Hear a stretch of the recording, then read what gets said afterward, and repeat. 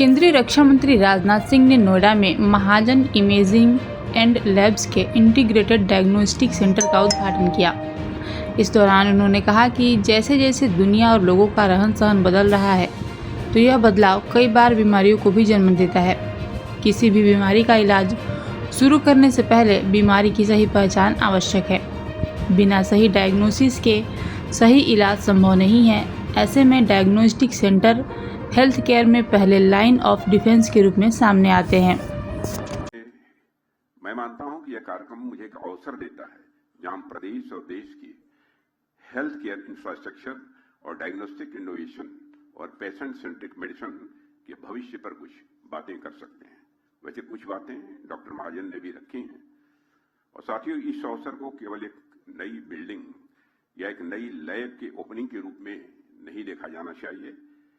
इसे health security को ensure करने के एक जरूरी कंपोनेंट के रूप में देखना चाहिए, क्योंकि जैसे जैसे दुनिया बदल रही है और वैसे वैसे लोगों का खान पान और रहन सहन भी तेजी के साथ बदलता जा रहा है और ये बदलाव कई बार बीमारियों को भी जन्म देता है। इस सच्चाई को भी हमको स्वीकार करना पड़ेगा और वैसे भी किसी भी बीमारी का ट्रीटमेंट शुरू करने से पहले उन्हें बीमारी की सही पहचान यह आवश्यक है। बिना सही डायग्नोसिस के सही ट्रीटमेंट किसी भी सूरत में संभव है ही नहीं। अर्ली डिटेक्शन के बिना कई बीमारियां समय के साथ कॉम्प्लेक्स और बहुत ही डेंजरस भी हैं और ऐसे में डायग्नोस्टिक सेंटर हेल्थ केयर की पहली लाइन ऑफ डिफेंस के रूप में सामने आते हैं। डिफेंस इस वर्ड का प्रयोग मैं इसलिए कर रहा हूं कि मैं स्वयं डिफेंस मिनिस्टर हूं और आज शुरू हो रहा यह सेंटर भी इसी प्रकार बीमारियों का अर्ली डिटेक्शन करके हमें समय पर एक्शन लेने में मदद करेगा। मैं श्रीमती रितु महाजन जी और डॉक्टर हर्ष महाजन जी और महाजन इमेजिंग एंड लैब्स की पूरी लीडरशिप टीम को इस इंपॉर्टेंट माइलस्टोन के लिए पुनः हार्दिक बधाई देता हूं।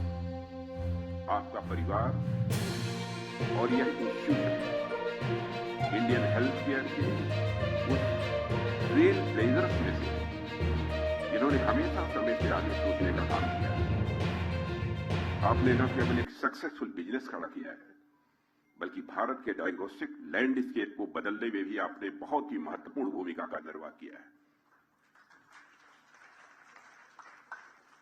और साथियों, जब भारत में एडवांस डायग्नोस्टिक इमेजिंग अच्छे से डेवलप भी नहीं हुई थी, जब एमआरआई, सीटी स्कैन जैसी टेक्नोलॉजीज भी लिमिटेड थी, तब आपने देश की पहली प्राइवेट एमआरआई फैसिलिटी में से एक की स्थापना की थी आपने। जाहिर सी बात है